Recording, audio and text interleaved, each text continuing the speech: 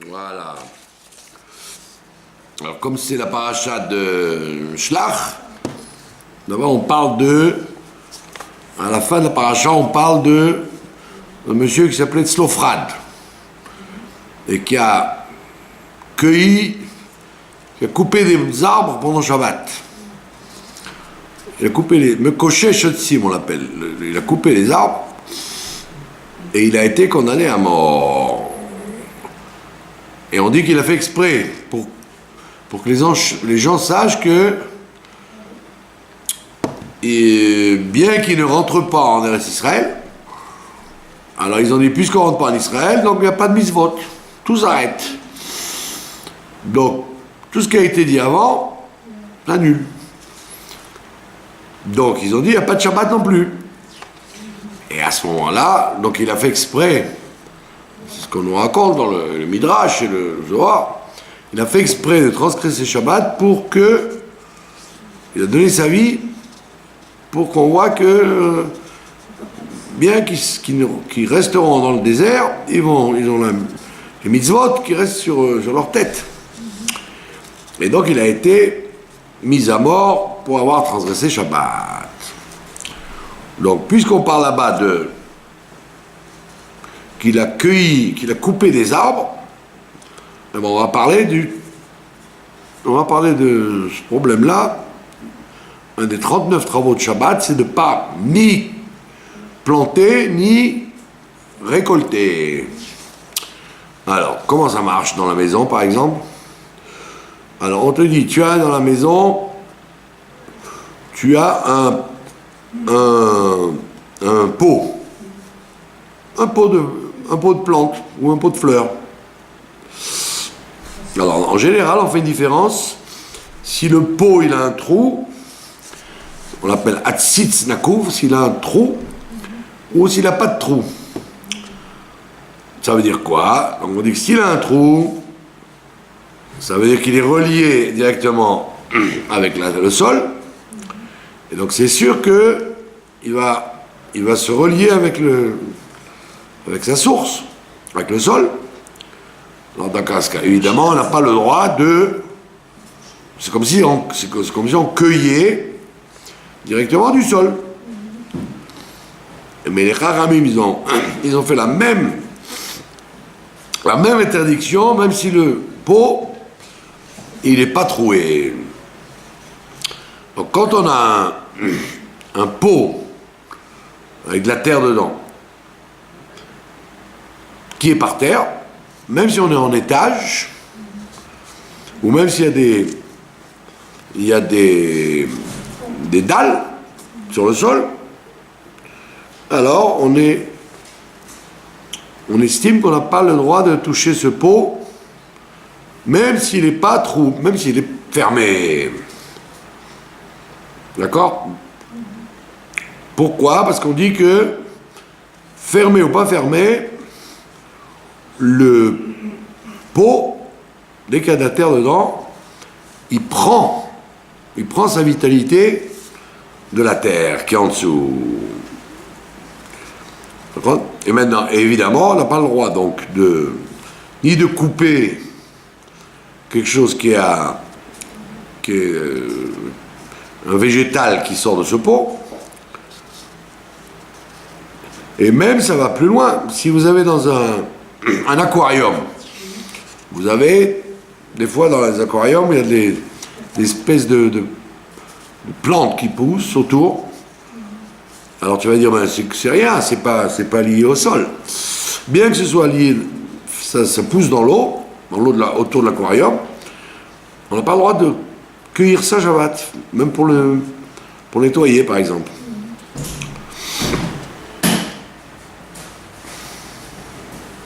Et même de demander un goy, on n'a pas le droit. Il faut que ça reste comme c'est, parce que c'est un des travaux de Shabbat, un des 39 travaux de Shabbat, de cueillir et planter. Alors maintenant, qu'est-ce qui se passe? Si par exemple,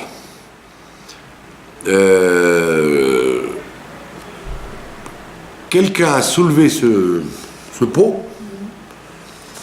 on ne peut pas le remettre à sa place. Parce que quand tu le remets à sa place, c'est comme si tu l'enracinais à nouveau dans sa source, dans la terre. Donc qu'est-ce qu'on fait? On peut le poser quelque part, mais pas ni par terre, ni dans un autre endroit de la maison, mais on peut le mettre sur une table, par exemple. Un endroit qui n'est pas lié au sol. Alors, il y a un truc très amusant.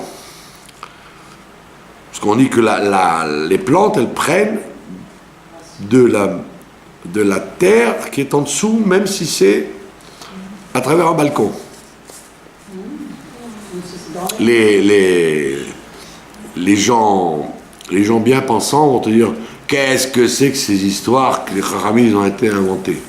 Et il y en a même qui interdisent donc de passer sous les balcons, quand ils marchent dans les rues, passer sous les balcons de peur de s'interposer entre la terre, même si elle est à 50 mètres, et le pot. Alors un jour ils vont découvrir ça. Pour l'instant, nous on y croit, même si on ne peut pas comprendre ce que ça veut dire. Alors maintenant, il y avait le fils du Rav Shlomo Zalman Auerbach, il passait dans ma rue, et je voyais qu'il ne faisait pas attention à ça, puisque nous on a des plantes sur les balcons, et les voisins aussi, et pourtant vous voyez qu'il marchait normalement. Parce qu'en fait son père, le Rav Shlomo Zalman, le fils, le Rav Shmuel, celui qui est mort il n'y a pas longtemps là, le père, le Rav Shlomo Zalman, il permettait, parce qu'il dit que l'influence de la terre sur les plantes n'est pas forcément en verticale. Elle peut prendre de partout. Donc, aussi bien dans la maison que sur le balcon, on dit que la plante, elle se nourrit du sol, même si c'est loin. D'accord ? Maintenant, et donc, donc quand il y a un pot où il y a de la terre, donc non seulement il y a un problème de cueillir, mais il y a même un problème de mouktsé. Le pot de fleurs ou le pot de plantes, du fait qu'il y a de la terre dedans, il s'appelle mouktsé. D'accord ?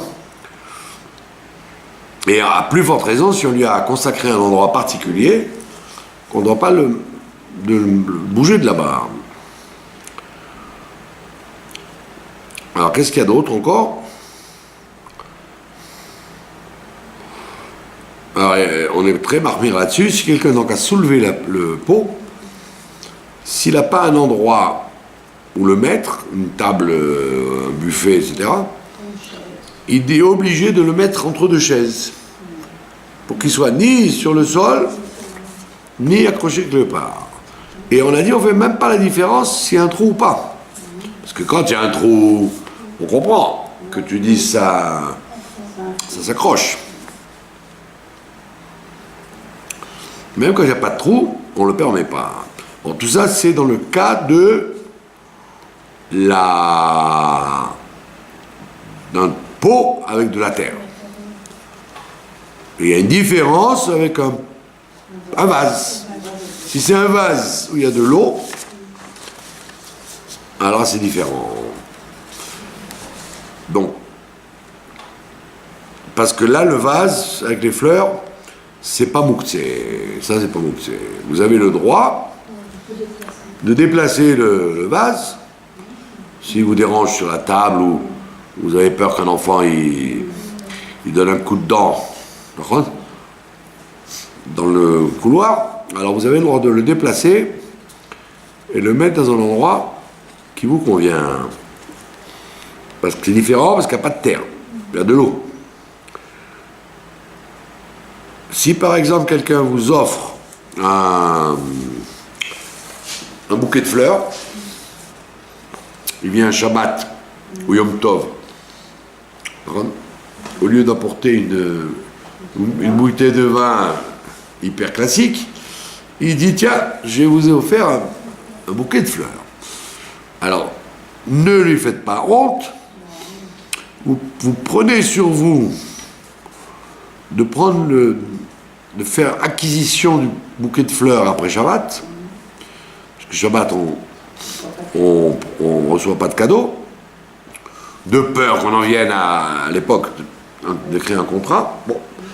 Donc on reçoit pas de cadeaux, donc qu'est-ce qu'on fait? On détourne le problème en disant il reste à toi et après Shabbat sera à moi. Et qu'est-ce qu'on fait? On a le droit de mettre le bouquet de fleurs dans un vase, mais sans eau. Un vase sans eau. Pourquoi? Le vase sans eau, on l'a dit, on a le droit, parce que les fleurs, c'est pas mouxé. Comme des plantes déconnectées, c'est pas mouxé. Des hadassim ou de la verveine, quand c'est déconnecté, c'est pas mouxé. Et non seulement c'est pas mouxé, mais on a même le droit d'enlever une feuille, puisque ça poussera plus. Il n'y a plus aucun risque. Il n'y a que quand il y a de l'eau qu'on craint. Donc les fleurs elles-mêmes, c'est pas mouxé. Donc tu mets les fleurs dans un vase. Mais tu mets pas de l'eau parce que, en rajoutant de l'eau, tu facilites l'éventuelle croissance de la fleur. Et on te dit autre chose, que si les fleurs, par exemple, tu sens qu'elles sont très ouvertes, et si tu les secoues, ça risque de tomber. Donc, comme il y a de l'eau dedans, tu risques, en enlevant les fleurs, en bougeant. Il faut faire attention d'aller très doucement pour ne pas que les pétales tombent, parce que quand il y a des pétales en moins, ça renforce le reste. Maintenant, si elles sont en bonne santé, elles sont fraîches, donc là, il n'y a pas de problème, tu peux les bouger aussi. Alors, il faut faire attention. Tout ça, c'est évidemment des xérotes, des rabbanan. Parce que la vraie mélacha, c'est de ne pas couper ni planter. Donc, on te dit, par exemple, s'il y a du soleil, et que toi, tu veux fermer le rideau pour empêcher le soleil sur la plante, tu n'as pas le droit. Tu as le droit de fermer le rideau, si tu veux fermer le rideau. Mais tu ne dois pas le faire pour la santé de la plante. Ou la fenêtre, par exemple. Il y a trop d'air, tu as peur que l'air abîme la plante. Si c'est pour la plante, tu n'as pas le droit de le faire. Si c'est pour toi, tu as le droit. D'accord? Donc on va très loin dans ces histoires-là. Maintenant, c'est vrai qu'aujourd'hui, avec les méthodes technologiques, ils ont vérifié que les plantes, elles vivent. Elles vivent, elles réagissent par rapport aux gens, par rapport à la musique qu'on leur met, par rapport à ce qu'on leur raconte. Des maisons où on se dispute, les plantes, elles meurent tout de suite. Et les maisons où les gens ils sont de bonne humeur et ils chantent et ils disent des gentils mots aux plantes. Bonjour, tu vas bien? Tu veux un peu d'eau? Il paraît que les plantes et les fleurs sont sensibles à la réaction qu'on a vis-à-vis d'eux. Comme tout être vivant. Donc il ne faut pas rigoler de ces décrets des Chachamim, parce que, effectivement, un jour on va se rendre compte que tout ce qui est écrit dans la halakha, c'est vérifiable. D'accord? Dernier sujet là-dessus, on a parlé de ça parce qu'on a parlé du Mekoshesh Etzim dans la paracha, qu'il a coupé des arbres dans le désert pour montrer que le Shabbat c'était toujours valable. Donc c'est une halakha qui parle de la paracha de cette semaine. Il y a écrit que si tu as un arbre qui mesure, même s'il mesure que 3 tfachim, c'est-à-dire 15 cm de haut, il est tout petit, d'accord? On ne doit pas le tripoter, de peur qu'on en vienne à le cueillir, à tirer quelque chose de là-bas. Quand c'est un grand arbre, ou par exemple en ce moment il y a du jasmin sur les buissons, alors tu as le droit par exemple de respirer l'odeur, on ne craint pas que tu vas l'arracher, Shabbat. Mais quand c'est un petit arbre, on craint. D'accord? Et donc à plus forte raison si c'est un petit arbre qui pousse dans un comme devant les restaurants ou les plages, il y a des espèces de bacs comme ça et ils font pousser des plantes. Là aussi on n'a pas le droit de jouer avec en disant ben non, ça c'est pas, je risque rien. Même si le bac il est pas troué, donc il n'a pas de contact avec le sol, il est indigne de mouxer, il ne faut pas jouer avec. Alors, est-ce que... Mais on l'a dit, donc la seule permission, c'est les vases d'eau. Au niveau des vases, un enfant il joue et il lance son jouet dans l'arbre. Et l'arbre est bloqué, et le jouet est bloqué dans l'arbre. Est-ce qu'on a le droit de le récupérer? Non. Shabbat, on ne peut pas, non. Shabbat, on ne joue pas avec un arbre, non. Non. Ben, Non, mais un petit pour une histoire de... C'est ce qu'on raconte à propos de la... Comment il s'appelle? De Elisha Ben Abouya. Quand il était avec Rabbi Meir, il était sûr. On dit de peur qu'il en vienne à arracher une branche. On voit ça avec Rosh Hashanah. Que si tu as oublié ton chauffard dans l'arbre, tu aurais pu dire, mais attends, mais on va pas passer Rosh Hashanah sans le chauffard. Et alors on ne peut pas, il fallait prendre avant. De peur qu'on en vienne à le... Sauf si, comme à l'époque des sauvages, sauf si ta maison elle est dans l'arbre. Alors tu montes sur l'échelle, si ta maison est dans l'arbre. Mais sinon, Ramim, ils ont craint qu'on en vienne arracher une feuille, une branche. Ce qui n'est pas, comment on dit, inconcevable. Maintenant, un petit truc intéressant sur l'histoire de Tzlofrad. On dit il a arraché le Kosher Shetzim, il a arraché des arbres le jour du Shabbat. On raconte dans la Gemara, à propos de la Kedusha du Shabbat, qu'il y avait un chassid Echad, qui, parce qu'on dit que le Shabbat, tu n'as pas le droit de faire des actions, tu n'as pas le droit non plus de parler. De parler chol. Fais attention à ton dibour, de ne pas parler d'affaires, pas parler de choses chol. Mais non, on dit dans la Gemara, penser, c'est déjà midat chassidut. Donc tu as le droit de regarder un magasin, par exemple, de regarder les voitures, les chaussures, ou ce que tu veux, mais tu n'as pas le droit d'en parler, mais tu peux y penser. Tu peux dire, tiens, je reviendrai dans la semaine, parce qu'il y a des chaussures qui me plaisent, et qui ne sont pas chères. Dans ta tête, tu peux penser, et tu ne dois pas le dire. Mais dans un chassid, même penser, il ne pense pas. Alors on raconte qu'il y avait un chassid qui s'est promené dans son jardin le jour de Shabbat, et qu'il a vu au milieu de la barrière qu'il y avait un très gros trou. Un très gros trou entre les deux barrières. Et il a dit, oh là, après Shabbat, il faudra que je remette, que je bouche le trou.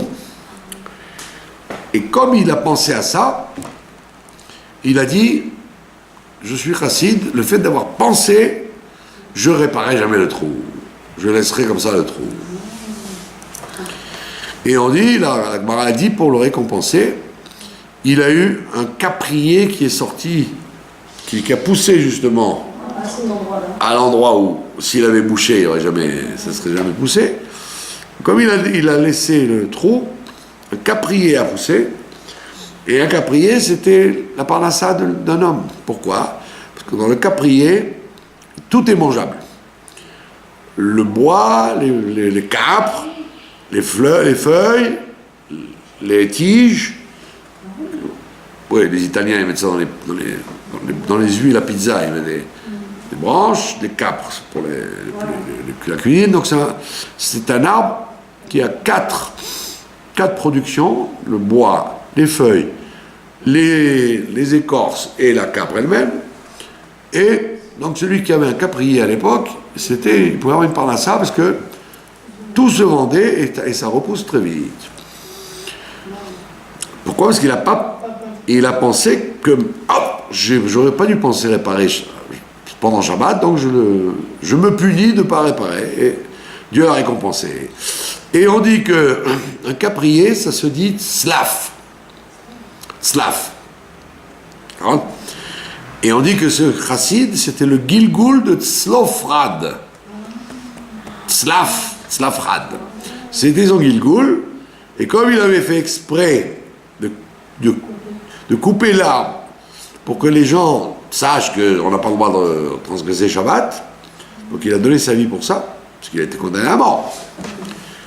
Alors on dit, pour montrer qu'il était en fait tzaddik, il n'a pas fait ça pour transgresser Shabbat, on l'a fait redescendre dans un Gilgul et on l'a récompensé avec le caprier. Voilà.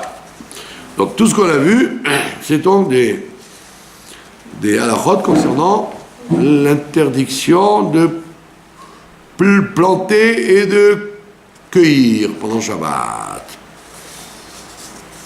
Voilà, maintenant ne rigolez pas de cette affirmation une plante elle prend de la terre, même si elle n'est pas liée avec la terre. C'est peut-être pas vérifié parce qu'on n'est pas armé pour le savoir, mais avec les progrès, on va finir par découvrir ça, qu'une plante est influencée par les ondes de la terre, même si c'est en hauteur. S'ils sont influencés parce qu'on leur dit, voilà. essayez ce Vatican, c'est pas la peine. Probablement. Voilà. Ça, c'était la halakha. Maintenant, en ce qui concerne la paracha elle-même, alors tout le monde sait que la paracha de Shlach, tout le monde voit l'histoire immédiate, c'est-à-dire le refus de Bnei Israël, alors qu'ils devaient rentrer 3 jours après, ils devaient 3 jours rentrer en Israël. Ils ont envoyé des meraglim, ils n'ont pas voulu rentrer tout de suite, et ils ne sont pas rentrés. C'est pas 3 jours, ils sont restés 40 ans dans le désert, et toute cette génération-là n'est même pas rentrée, il a fallu attendre la génération d'après. Alors évidemment, tous les gens retiennent l'essentiel de la paracha, c'est l'historique. L'historique du Ham Israël qui n'a pas voulu rentrer en Eretz Israël, etc., etc. Maintenant, en vérité, cette paracha, elle a un enseignement psychologique très, très, très profond au niveau de tous les êtres humains. Pas seulement les Bnei Israël dans le désert, mais tous les êtres humains, ils ont ce problème. C'est quoi le problème? C'est la différenciation qu'il y a entre la Emouna et le Bitachon. Entre la Emouna et le Bitachon. Quelle différence il y a entre Emouna et Bitachon? La Emouna, ça veut dire croire dans la grandeur de Dieu, dans la toute-puissance de Dieu, dans le fait que Dieu a créé le monde, qu'il dirige tout, etc. Ça, c'est la Emouna. Alors, la Emouna, c'est un phénomène intellectuel. C'est un cérébral. Au niveau de l'esprit théorique, il y a beaucoup de gens qui ont une Emouna très très forte, que Dieu est tout-puissant, que Dieu peut tout faire et qu'il est, comment dire, que rien ne l'arrête, rien ne le limite, etc. C'est l'émouna. Soit c'est une émouna qu'on a dans les livres, qu'on a étudié dans les livres, ouais. Soit on l'a appris à l'école, soit on l'a appris à la maison, soit on l'a appris dans la vie. Ça, c'est ce qu'on appelle la émouna. C'est la foi. Maintenant, le bitachon, c'est autre chose. Ça s'appelle la confiance. La émouna, le bitachon, c'est pas la foi, c'est la confiance. Et la confiance, c'est pas dans la tête, c'est pas dans les livres, c'est dans la profondeur du cœur. Bitachon. Et qu'est-ce qui se passe? Quelle différence il y a? Et comme dit le Ramban, on a déjà vu ça plusieurs fois, le Ramban, Nachmanide, il dit toute personne qui a le bitachon, c'est une preuve qu'il a la émouna. Mais toute personne qui a la émouna, c'est pas une preuve qu'il a le bitachon. D'accord? Ça veut dire, tu peux croire, mais émouna shlema, c'est-à-dire vraiment, tu peux même faire des cours là-dessus. Hein? Sur le fait que Dieu est partout et qu'il peut faire ce qu'il veut, quand il veut, à tout moment, etc. Tu as la émouna. Mais quand il s'agit d'une épreuve concrète qui t'arrive, là, tu n'as pas le bitachon. Tu penses que ça ne marchera pas. Dans les livres, c'est vrai. Dans la théorie, c'est vrai. Mais tachles, dans le concret, ça ne marchera pas. Le rabbi en 1980, il disait, à l'époque, les Meraglim, ils étaient en dehors d'Israël et ils ne voulaient pas rentrer. Il dit, aujourd'hui, les Meraglim, ils sont en Israël. Les Meraglim sont en Israël. Et il y avait un monsieur, c'est pour vous illustrer l'histoire, il y avait un monsieur, il était ministre de l'Éducation, il s'appelait Yossi Sarid. C'était le patron, il était extrême gauche. Le jour de Gimel Tammuz, il a été interviewé, il a dit c'est un grand jour de joie pour Israël, parce qu'enfin le rabbi de Lubavitch n'est plus là pour nous enquiquiner avec son histoire de parents de territoire, etc., etc. Pour lui, c'était un jour, il a dit enfin un jour de joie. Donc Yossi Sarid, qui était le patron du mouvement Meretz, de l'extrême gauche, que tout le monde connaît, qui disait qu'il faut absolument pactiser avec les Arabes, etc. Lui, donc il disait, il faut absolument 2 États, il faut se débarrasser de Judée, Samarie, Gaza, etc. Alors le journaliste, il lui dit, mais votre père, il était professeur de Tanakh en Israël pendant 50 ans. Il était professeur de Tanakh et aussi ministre de l'Éducation. Alors votre père, il enseignait bien comment Yoshua il a conquis le pays, etc. Alors, il a dit oui, bien sûr. Il a dit, mais au temps du Tanakh, c'était vrai. Si la Torah le raconte, il n'y a pas de raison de mettre en doute. Mais aujourd'hui, c'est pas vrai. C'est pas possible. Donc, il avait la émouna de la théorie, mais il n'avait pas le bitachon qu'aujourd'hui, Dieu il va te répondre si tu te comportes comme Yoshua. Donc la problématique de la paracha, c'est la problématique de la vie. Dans la vie, c'est pas seulement Eretz Israël ou pas rentrer dans Eretz Israël, c'est plus large que ça. C'est que un individu peut avoir une émouna extraordinaire, mais il n'a aucun bitachon, il n'a aucune confiance en Dieu, que ça marche. La preuve, il peut s'inquiéter à longueur d'année, à longueur de vie, sur chaque détail de la vie.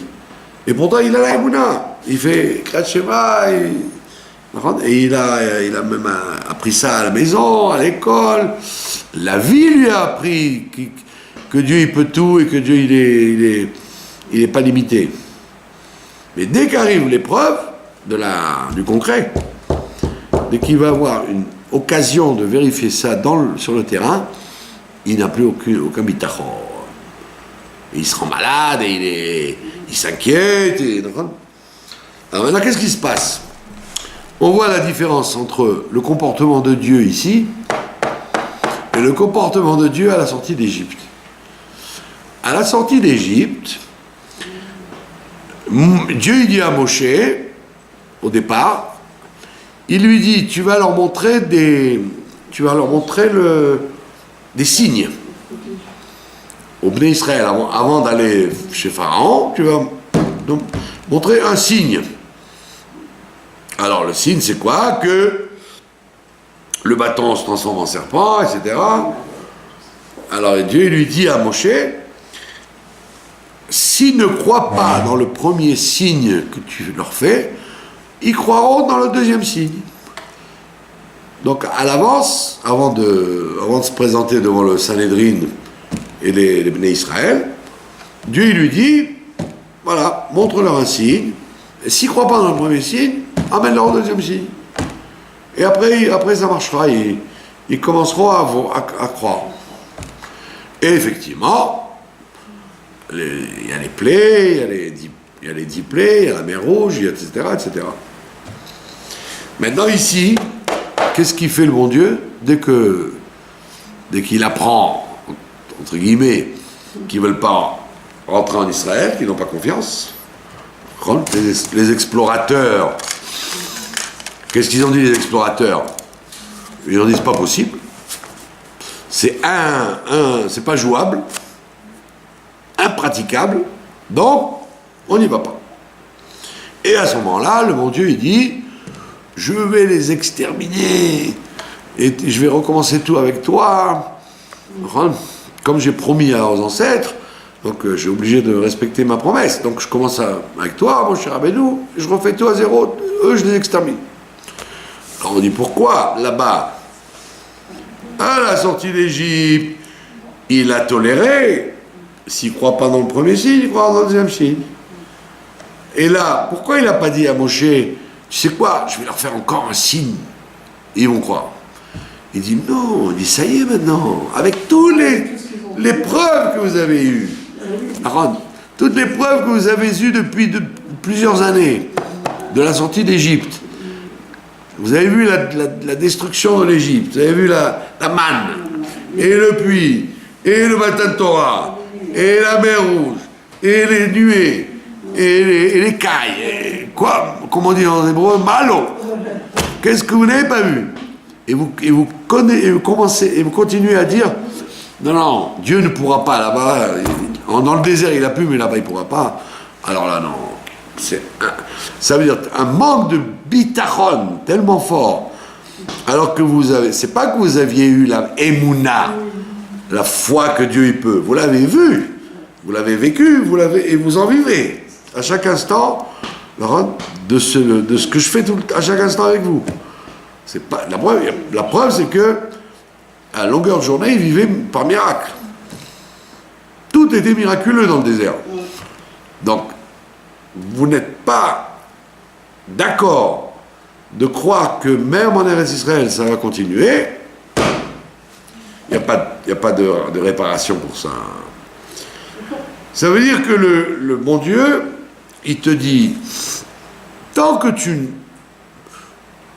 n'as pas vu, tant que tu n'as pas expérimenté ma force, je peux comprendre, je te laisse le choix, j'ai la patience. Je peux comprendre. Je ne peux pas te faire un chèque en blanc si tu ne sais pas ce que je vaux. Mais quand tu as vu dans ta vie, jour après jour, les miracles que Dieu te fait à chaque instant, comment tu peux encore avoir une émouna forte et pas de bitachon? Ça, c'est un grand problème. C'est-à-dire que tu ne veux pas faire descendre la vérité de la Torah dans le Maasé. Tu penses comme il a dit les Meraglim. Dieu n'est pas capable dans le Maasé. Dans la théorie, il est fort, mais dans le Maasé, il n'est pas. Comment on peut expliquer ça, qu'ils n'ont pas pu croire? Comment ils sont venus à ne pas croire? Parce que l'évidence, voilà, l'évidence de l'Eretz Israël, c'était que le miracle serait caché dans la nature. Il n'est pas question, n'oubliez pas que la parashat Shlach vient après la parashat de Béalotra. Dans Béalotra, qu'est-ce qu'il y a écrit? Eldad ou Medad, ils disent Moshe ne rentrera pas avec eux, c'est Yoshua qui va les faire rentrer. Là, c'est pas la même chose. Moshe, c'est miracle à chaque instant. Yoshua, on ne sait pas ce qu'il vaut. Qui c'est celui-là, Yoshua? C'est un Talmide. Et le Talmide, même si c'est lui qui dirige, peut-être qu'il va nous obliger à faire des choses concrètes, alors que Moshe ne nous a jamais rien demandé. C'était toujours miraculeux ce qu'il a fait. En vérité, il croyait en Moshe, mais pas en Dieu. Donc il croyait que tu donnes Moshe, ok, on peut comprendre, mais qui te dit que Yoshua il va avoir la même réussite? C'est le même mérite. Alors donc c'est qu'ils avaient un manque de bitachon total en disant Dieu son mandat s'arrête maintenant que Moshe n'est plus là. Jusqu'à Moshe c'est bon. Après j'en sais rien. Alors qu'en vérité, comme le Midrash dit, c'était pas évident. Quand il y a écrit Moshe ne rentre pas, ça veut dire que c'était une prophétie, mais c'était pas obligé que ça se réalise. Il se pouvait encore, il n'y avait pas encore eu l'histoire de frapper sur le rocher, donc c'était encore valable que Moshe les fasse rentrer. Mais ils ont dit, il y a des situations dans lesquelles Dieu il est capable, et il y a des situations où il baisse les bras. Le monde est plus fort que lui. Et c'est pas absurde, parce que nous, le Ham Israël, on a supporté ça à travers les siècles. Quand les Juifs sont arrivés après la guerre, dans les pays d'exil où ils étaient, ils ont dit, bon, la cache-route, là où on était, d'accord, mais maintenant, continuer à manger caché, c'est plus possible. Continuer à faire Shabbat, c'est pas réalisable. Les Juifs, quand ils sont arrivés en Amérique, ou en France, ben, ils ont dit, là-bas on pouvait être Shomer Shabbat, Shomer Torah, Shomer... Mais ici on ne peut plus, les conditions ne sont plus les mêmes. Donc on voit bien que l'épreuve, elle est toujours la même. Et l'épreuve individuelle, elle est tout le temps là, tous les jours. Tu te lèves le matin, tu dis, comment je vais faire? Attends, mais comment je vais faire? Comment tu as fait jusqu'à maintenant? Tu as bien vu que Dieu, il t'a toujours goupillé les événements pour t'arranger. C'est pas que tu n'as rien vu de ta vie. Tu n'arrêtes pas, quand tu réfléchis, de voir qu'il y a des nissim et des niflaot. Alors pourquoi tu ne crois pas? Parce que tu n'introduis pas ça dans le bitachon. Tu le laisses dans la théorie et tu l'oublies. Et donc c'est un très très grand handicap. Un très gros handicap, parce que tout le temps tu es dans les doutes. Tu vis dans les doutes. Alors que tu devrais prendre la leçon et dire, ça y est, c'est clair que jusqu'à maintenant, toujours Dieu m'a aidé, donc il n'y a aucune raison qu'il n'a pas continué à le faire. Pourquoi il ne continuerait pas? Donc c'est toute l'histoire de la différenciation entre Emouna et Bitachon. On dit peut-être qu'il ne continuerait pas, c'est peut-être qu'on se dit on a fait quelque chose qui n'est pas bien et notre mérite est moindre. Très bien. Grand. Donc on se dit si mon mérite est moins grand, peut-être que je n'aurai pas... Très bien. S'il est décrété que tu n'auras pas, alors c'est bien aussi, c'est ce que Dieu y veut. Qui t'a dit que ce que toi tu veux, c'est ce qu'il faut? Alors, si ce que tu veux, c'est ce qu'il faut, on te dit oui, ça va continuer. Mais si, pour des raisons qui sont de ta faute, ça ne continue pas, eh ben ça veut bien dire que Dieu il a un autre programme pour toi. Et s'il a un autre programme pour toi, sois content comme ça. Tu te rends? Qui t'a dit que ce que tu veux qui est le bien. C'est ce que Dieu te donne qui est le bien. Donc, non, mais c'est pas que les gens, ils sont tellement scrupuleux, ils ont tellement d'Irat Shamaïm qu'ils disent, comme j'ai plus de mérite, Dieu ne va pas me faire le miracle. Pourquoi avant, tu étais tellement méritant, tu as bien vu que Dieu, il t'a fait des miracles, même si tu valais rien du tout. C'est pas du tout à cause des mérites qu'il t'a fait, qu'il t'a donné ce qu'il t'a donné. Il te l'a donné et il continuera à te le donner. Il n'y a pas de raison d'imaginer un avenir différent. Simplement, c'est un Yetzer Hara pur et simple. C'est un Yetzer Hara pur et simple qui frappe les gens. Et là, l'épreuve qu'ils ont... Qu'il n'y aura pas. D'accord ? Qu'il n'y aura pas, que demain sera pire qu'hier. C'est faux. Et là, inconsciemment, peut-être qu'ils ne voulaient pas aussi rentrer en Israël, parce qu'ils étaient dans un confort, on va aller, entre guillemets, spirituel. Voilà. Là, ils devaient mettre la main à la pâte. C'est pourquoi, c'est la raison pour laquelle ils ne sont pas morts violemment. Ils sont morts doucement. Chaque année, il mourait une quantité de gens sans que personne ne le sache. Parce que, en fait, c'est pas qu'ils ont été punis. Ils n'ont pas été punis. Ils ont pris la photo. La photo, elle est que tu n'es pas fait pour ça. Tu n'es pas fait pour ça. Tu es fait pour rester dans le désert. Très bien. Tu as signé que tu n'es pas fait pour aller en Eretz Israël. C'est pas une punition de rester dans le désert. C'est un manque d'élévation, c'est vrai, mais c'est pas une punition. C'est le niveau de perfection à laquelle tu veux rester. Moi, je te proposais plus. Tu veux pas, très bien. Reste dans le désert. La preuve, c'est que ce n'est pas... Ils ont continué à avoir la manne pendant 40 ans. Ils ont eu toujours les mêmes brachot. C'est pas que Dieu les a punis. Ah, vous voulez pas rentrer, alors je coupe le robinet d'eau et le robinet de manne. Pas du tout. Vous voulez pas un programme mieux pour vous? Très bien. Vous mourrez en silence pour pas que les goïms disent ah, qu'est-ce qui s'est passé, ils ont été tués par une épidémie. Personne ne saura. Vous mourrez tranquillement comme ça tous les ans. Et la preuve, c'est qu'après, quand ils disent non, on y va, là, ils prennent une tannée. Parce que à partir du moment où c'est plus pour toi, n'insiste pas. Il fallait accepter le verdict que tu t'es signé toi-même. Mais nous, on doit retenir donc cette grande difficulté que les gens ont entre la Emouna et le Bitachon. C'est pour ça que vous voyez des rabbinim et des gens qui étudient des textes qui sont censés leur donner la Emouna à longueur d'année, mais dès qu'il y a un Isayon, ils ne sont plus là. Pourquoi? Parce que l'esprit, il voit clair, mais le cœur, il ne voit pas.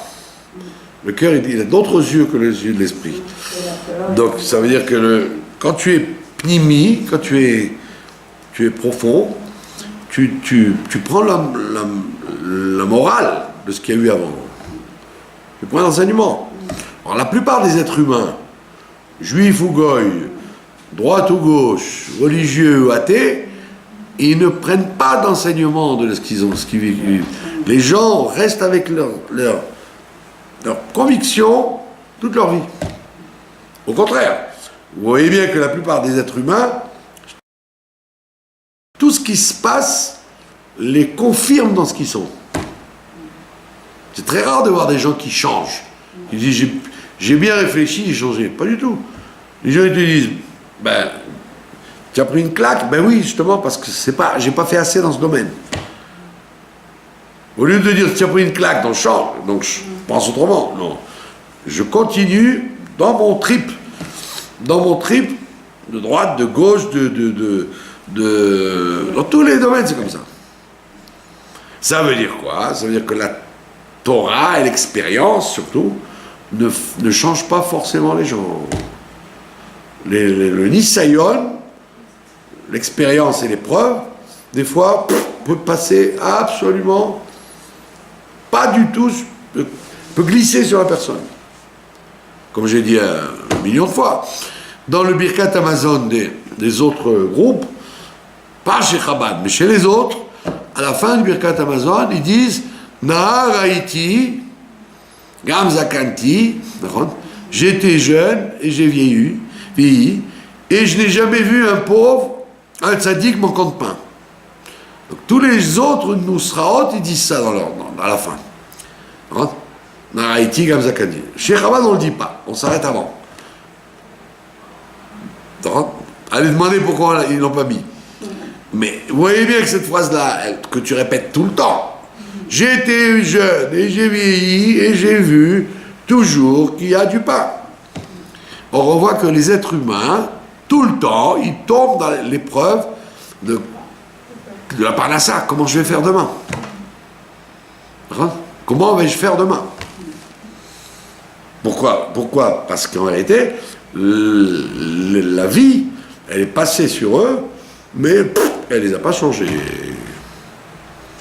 Et c'est ça la teshuva qu'on demande à quelqu'un, c'est de prendre de la graine de ce qu'il voit, de ce qu'il entend, de ce qu'il a vécu. Que la émouna se transforme en bitachon, sinon ça n'a aucun intérêt. Une émouna sans bitachon, c'est ce qu'on appelle du chilul Hashem. C'est un chilul Hashem, ça veut dire que tu penses que Dieu, nous on se moque d'eux, on dit quoi, ils n'ont pas honte, mais on fait pareil. On fait pareil que les Meraglim ont dit, Dieu ne pourra pas régler ce problème-là. Il a pu jusqu'à maintenant, mais là il va être coincé. Il y a un bloc out dans la machine de Dieu. C'est d'ailleurs notre problème ici avec les Palestiniens. Il y a écrit dans le propos d'Amalek, tu timcherais et zecher Amalek. Tu extermineras le souvenir d'Amalek. Ailleurs, il y a écrit, je détruirai. Emche. Et on dit d'ailleurs Emche, Timche, c'est les débuts des mots, ça fait Emet. C'est-à-dire que le Emet de Dieu n'est pas là tant qu'il y a la présence d'Amalek sur terre. Donc on pose la question. Dans toutes les mitzvot, il n'y a pas écrit fais-le et je le ferai. Il y a écrit fais-le. Il n'y a pas écrit commence à faire Shabbat et après moi je ferai Shabbat avec toi. Non, fais Shabbat. Dans tout il y a écrit fais. Il y a la siyata d'Ishmaïa par derrière, l'aide de Dieu. Mais dans l'action, qui doit faire? C'est toi. Pitom sur Amalek, il y a écrit détruis Amalek. Et après il y a écrit je détruirai Amalek. Alors il faut savoir, c'est toi ou moi? Alors on dit non, toi tu n'es pas capable. C'est une épreuve trop grande pour toi de faire ce travail. Donc commence. On te dit Timche, commence. Mets le pied à l'étrier, comme on dit. Commence et moi je finirai le travail. Pourquoi? Parce que on voit bien que c'est métaphysique l'attitude du monde contre Israël avec le problème palestinien. C'est métaphysique. Il n'y a rien de logique là-dedans. Il n'y a rien de logique. Tu prends des claques, on te dit comment tu prends des claques? Mais continue à prendre des claques. Tu te défends, pourquoi tu te défends? Bon, des trucs absurdes à tous les coins de rue. Qu'est-ce qui se passe? C'est-à-dire que notre épreuve à nous, vis-à-vis de ces gens-là, c'est une épreuve qu'on ne peut pas régler tout seul. C'est d'ailleurs tout le problème pourquoi la gauche a dit qu'il faut démissionner. Les gens qui ont la foi, ils savent que toi, commence, et Dieu, il t'aidera. Dieu, il finira, pas qu'il t'aidera. Il finira le travail. Et ça, c'est dans tous les missionnautes, ça doit être comme ça. Toi, tu crois que la parnassa, c'est toi qui fais tout et Dieu, il est derrière? Non. En cachette, Dieu, il fait tout. Dans cachette, Dieu, il fait tout. Seulement, tu dois faire semblant. Au moins, fais des gestes. ce qu'on appelle voilà, Ishtadlut ou Keilu, etc. Donc on voit bien que dans la vie de chaque jour, quand l'homme, il croit il dirige les choses, alors il dit voilà, ça marche. Quand il croit que ça ne dépend pas de lui, il dit mais ça ne marchera pas. Ça ne marchera pas parce qu'en vérité, tu n'as pas le bitachon. Dans le bitachon, que ce que tu fais, que tu ne fais pas, c'est en vérité poussé par une force supérieure que tu n'arrives pas à attraper. Et donc c'est pour ça que la parasha de Shlach, les gens là croient que c'est une parasha liée avec Israël, pas Israël, etc. Ça n'a rien à voir. C'est une parasha beaucoup plus profonde de psychologie de l'être humain. Il n'y a pas que les Juifs qui sont touchés par ça. Et Moula et Bitachon, même les Goïms, ils ont ça. À travers les siècles, on voyait qu'il y a des gens qui n'ont aucune l'Occident, par exemple, pourquoi il se comporte mal? Parce qu'ils ont enlevé l'idée de Dieu, de Bichlal. Donc comment il peut y avoir Emouna et Bitachon quand il n'y a plus de Dieu dans l'affaire? Tout est hasard, tout est rapport de force. Alors on dit, justement, pour qu'il y ait Emouna et Bitachon, il faut qu'il y ait déjà une conscience qu'un balabait, qu'il y ait un maître dans ce monde-là, un patron. Ishmaël, il a quoi? Ouais, justement, Ishmaël, c'est ça son avantage. Ishmaël, bah oui, parce qu'il dit Dieu m'écoute. Dieu l'écoute. C'est plus que du bitachon, c'est de la chutzpah, c'est de l'assurance démesurée. C'est une leçon pour nous. Avoir la leçon exactement. Moi j'ai vu une équipe de balayeurs de Jérusalem. En plein milieu du travail, ils ont mis des cartons par terre, ils faisaient la prière.